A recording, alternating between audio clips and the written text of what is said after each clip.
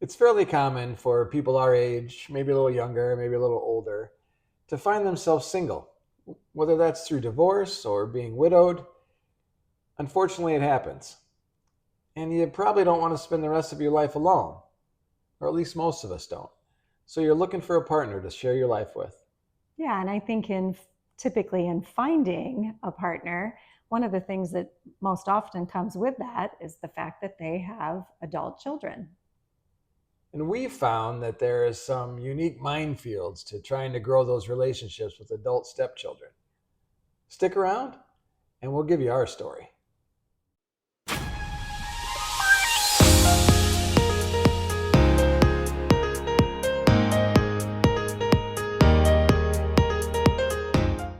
Hi, I'm Rich. And I'm Robbie, and you found our channel before it's too late. First thing we want to do is thank all of you new subscribers who came to us in the last couple of weeks.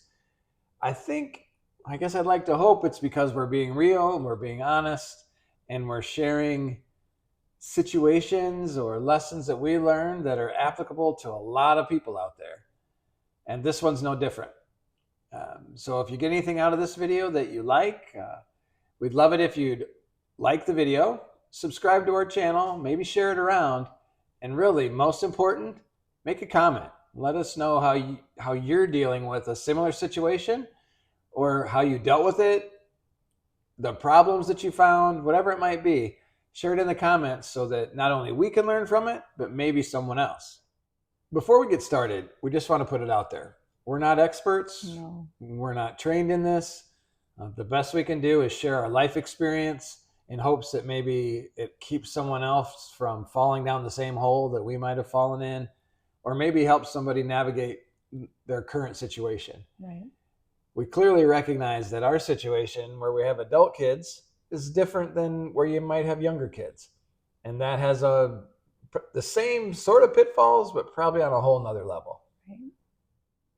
I think as you develop a relationship and begin to spend more and more time with your potentially future partner, one of the first conversations you and I had was about the priorities of what our marriage would be, the hierarchy, I guess, maybe. And we definitely wanted to make sure that our adult children recognized that our priorities were first going to be God, then it was going to be each other, and then it was going to be our children. And we think that foundation is something that they would appreciate and did appreciate, Yeah. and that we could build on going forward. Not only build on our relationship, but build on a relationship with them so that they knew where they were starting or where they stood right from the beginning. So there was no questions necessarily as we moved forward. And I guess one way to indicate that for us was I had a conversation a couple years into our marriage with one of my daughters. And I think it started out sort of a jokey conversation. But she asked me, she said, "So what would you do if you had to choose between Robbie and me?" And I said, "Robbie," and no hesitation. And for a minute, I think she was taken aback. Like she was like, "What?" And I'm like, "Yeah, I mean, that's the way this is supposed to work. You get married and there's God and there's your spouse and then everybody else after that." And I think that is a key moment in this early relationship when you have kids and stepkids, is letting them know that their mom or the stepmom is now number one in their parents' life. Right. Laying that foundation, helping them understand where that's at. Yeah. So after there's that foundation out there, I think those of us that have been in this, or if you're about to enter this sort of time in your life, you have to be ready to be patient. Yeah, for sure. You want to have a great relationship with your stepkids, whether they're old or young. You want to have that relationship. But you have to also consider that maybe they're not ready for that yet. And all you can do is be patient and wait for that. Right. So it can't be taken as a slap in the face when they don't seem to be as engaged as you are in their part of the family dynamic. Right. Well, and I think they're constantly just sitting back and watching. And waiting to make sure or waiting to see how you are as a person. So I think a lot of it has to be revolved around just being yourself, being consistent, being patient, and just being who you are for them. For sure. You have to be ready to take what they're going to give you Mm-hmm. and not always look for more. Right. Be happy with what they give you. Mm-hmm. And then as long as you don't take that and hurt them in some way or do damage, then the next time they'll give more. Right. Or at least that's the hope. Mm-hmm. Right. So, but again, being patient and letting them give what they're comfortable giving is something that you have to be ready for. Right. Along with being very patient with each other, I think for us it was important that we were vulnerable, not only with our children individually, but also with our stepchildren. And if there was questions that they had, or things that they wanted answered, that we were open to being vulnerable and honest with them in those answers.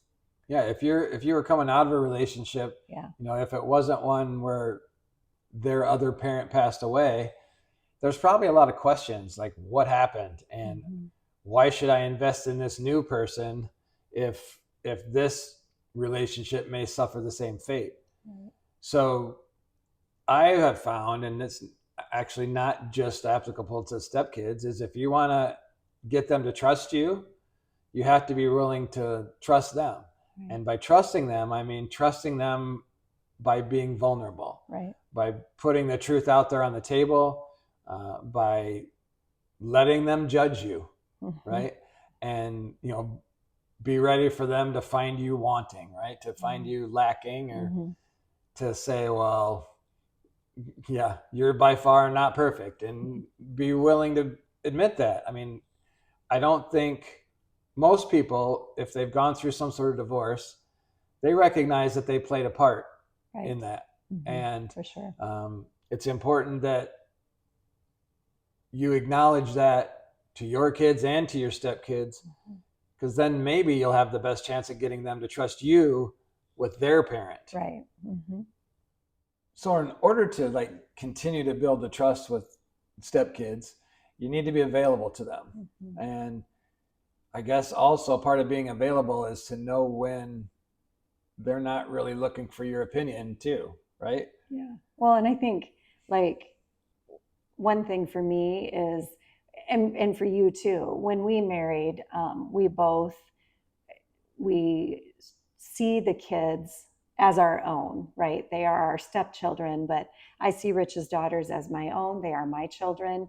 Rich sees my kids as his children. And so in that process, sometimes maybe I've had a difficulty with saying too much, like being I think there's when they come to us, and maybe they're coming to us, whether we're together or over the phone or whatever, and we're talking, I think there's a time when they'll give their situation and they're looking for some advice. If you're the step parent, I would just be cautious about when to jump in and give that advice. Right. There may be the likelihood that what they're really asking for is the advice of their parent, especially early, right? Yeah. It is great, right? And if you as a step parent are jumping in, interjecting, right, that probably does more harm than good. Right. Whereas if you sit back and you let it happen and you're just available, they may say, well, what do you think? Right. And then you're able to give it in a way that they asked for, right? Like they asked for your opinion rather than you're just interjecting because now you're the other half of their mother or the other half of their father. Right. Also, part of being available is realizing that their real parent is also available. Right? Like my stepkids have a dad out there that they turn to for dad stuff. Right. So unless they're asking for my input, I need to be a little bit cautious about when I'm giving it. I mean, he's done a fine job so far. I have no reason to believe that that's going to change. Right. And the same with my stepdaughters, with Rich's daughters. They have a wonderful mother. So, understanding that, loving them where they're at, being available to them, being patient. If they want something from me, I'm here for them for sure. As we have come together and developed our blended family, one of the things that we have worked hard at is to establish some new traditions, whether that be times around the holidays, or for us, one thing that we've worked hard at is trying to get all of our children together with us at one time, at least once a year, in some type of form of vacation or something where we are all together. And it is difficult. Our kids are spread out. Where none of them are in the same exact area. So coming together all at once is not always easy, but we have made that a priority to try and get them to be together. And one thing to realize is it's a priority for us. Mm-hmm. It might not be a priority for them. Correct. Right. And, and respecting that. Right. And even because, like our kids' case, that some of them we have grandkids. Mm-hmm. So they have their own family dynamics going on. And then there's some of those are also, there's divorces involved and remarriages involved in those too. Right. So there's more family things to think about. Right. And it's important as step parents to not take that as that kid doesn't want to be around me. That's why they're not making an effort to join us in this family vacation. Mm-hmm. We have to be able to just recognize that as much as we want it, mm-hmm. the only way we're going to make it so that they want it that much is to continue to build the relationship where they want to spend more time with us as a unit. Right. We have recognized over our 5-year marriage that there are some challenges to forming a relationship with stepkids. And we haven't done it right all the time. Right. I do think we've done a pretty good job. Our kids all get along with each other. Mm-hmm. And fortunately, I believe they all get along with us as well. Yeah. So we have done some things right. And that's great for us. I know there's people out there who have a horrible experience with stepkids. Right. And I feel for them. Mm-hmm. And I hope maybe something we said can help break down those walls. Yeah. I think for us too, we have put, our faith is very important to us. I think as you out there have seen in some of our other videos, we spend a tremendous amount of time in daily prayer for our children. And I think that has helped us as well in connecting and making those bonds stronger, knowing that I know that my husband deeply cares for my children. He knows that I deeply care for his children. And that helps lay that foundation of wanting that family unity. Yeah, I think of all the things we've talked about, I think the most important thing to communicate to your stepkids mm-hmm. is that their parent is safe with you. Right. And mm-hmm. words only go so far, mm-hmm. right? It has to be action-based and knowing that Robbie is the person that I'm most concerned about speaks to her children. So kind of wrap this all up. I don't want to give the impression that we've done everything right. For sure. Yeah. I guess just to relate a story, I have told all the kids on several occasions that my intention is to treat them all as my own. Mm-hmm. And I think I failed to realize how presumptuous that was. Yeah. Like it feels like, oh, I'm going to treat you as if you're one of mine. So therefore you need to accept that.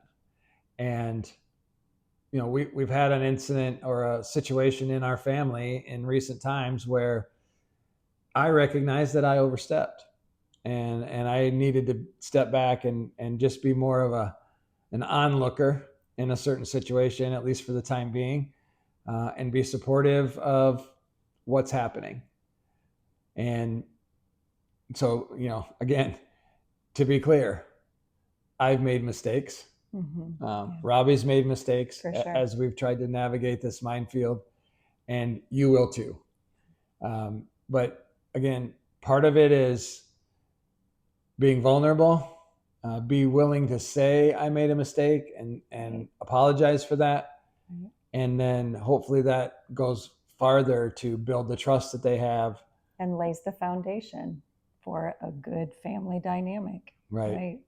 I mean, it really comes down to they have to trust that you have the well-being of their parent at your core. Right. So as long as you're doing some things to do that, I'm hopeful that the relationships will work out in the end. And I would say I have a good relationship, a great relationship with all 4 of our kids. Yes. And I know that's not everybody's experience. But I think if maybe you take some of this stuff to heart, maybe it'll make it a little easier. Right. Yep.